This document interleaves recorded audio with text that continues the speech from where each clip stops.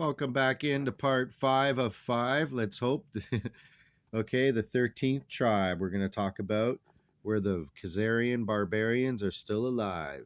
And they took on the Judaism religion in about 740 AD. And now they basically have killed off all of the real Sephardic Jews and call themselves the Ashkenazi.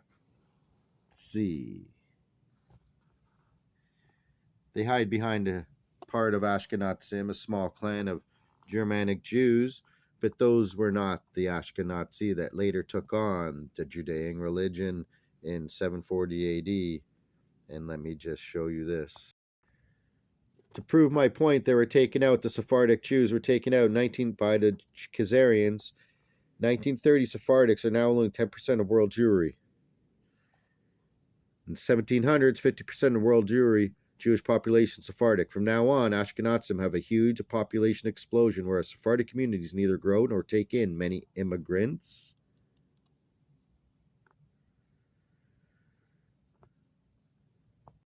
And remember here, there's 3 types of secret Jews: the Judaizer, the crypto Jew, and the Marrano. Why are there 3 different types? So could these be the ones that have taken over the Vatican, pretending to be Christian? They can't help but tell the truth if you keep your mind on the truth. Conversos escaped from Iberia. Okay, conversos. Jew who converted to Christianity, they escaped from Iberia. Iberia was also the name in Khazaria land before. Remember the Khazarian Empire between the Black Sea and the Caspian Sea, and even the Aral Sea and the Sea of Azov. Remember Etil? It's right there on the Caspian Sea. It used to be called the KHAZARS Sea. And Iberia was right over here. Remember the Magyars as well? Attacked. And this is right near the Black Sea. They were taken in by the KHAZARS as well. Okay, so before reading a little bit about this, but considering my point that the Ashkenazi have wiped out the Sephardic in name, is proven right here. 2008, 2009. Some non-Ashkenazi families in Israel changed their names to Ashkenazi sounding ones in order for their children to be accepted in top schools. Now that's just a show of classism right across the board.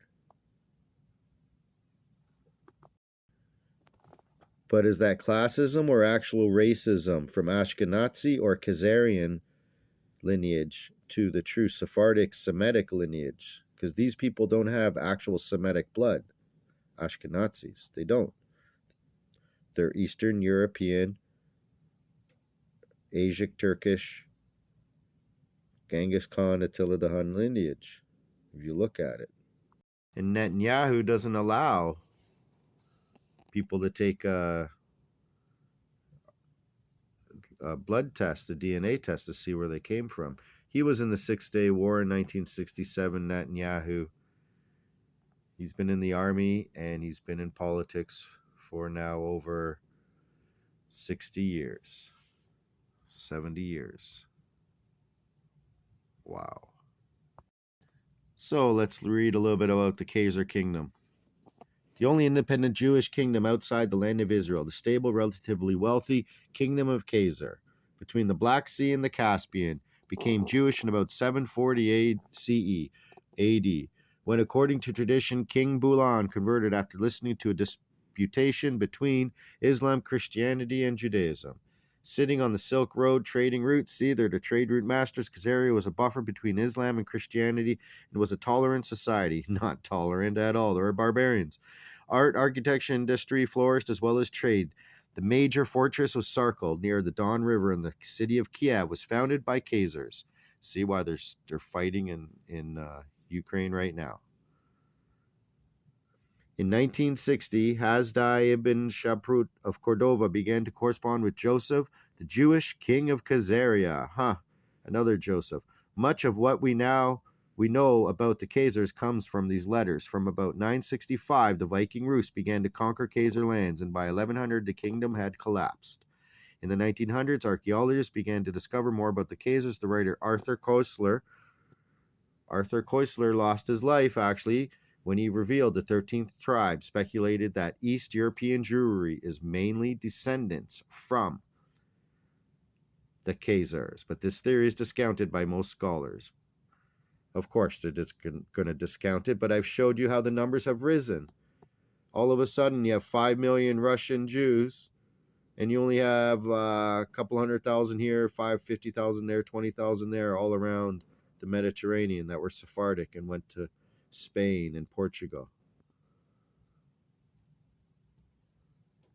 And I told you the Radhanites that, look, they settled in Poland, but they settled in China and all that. They were on the Silk Road.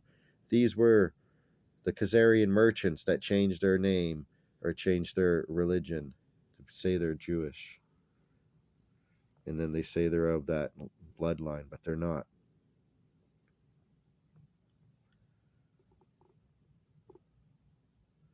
So with that being said, may you wake up to the truth about the 13th tribe that's hidden in plain sight. This is Revelation 2:9 and 3:9. A little side note to my MMA fans out there for UFC and stuff. Caspian Sea, Black Sea, look what's right there, Dagestan. Can this be why those fighters are really tough? Because they're remnants of fighting off the Khazarians, fighting for truth, for Persia? Not sure. Or can they be remnants of the Khazarians, showing that these guys are the greatest fighters of all time? Is that why they want to be number one in all these areas where I think Josh Kelly just beat one of these guys in boxing? Okay, again, where did all the Jews come from? There were few Sephardic Jews, or 50% or whatever were Sephardic, but they're also Ashkenazi at this time.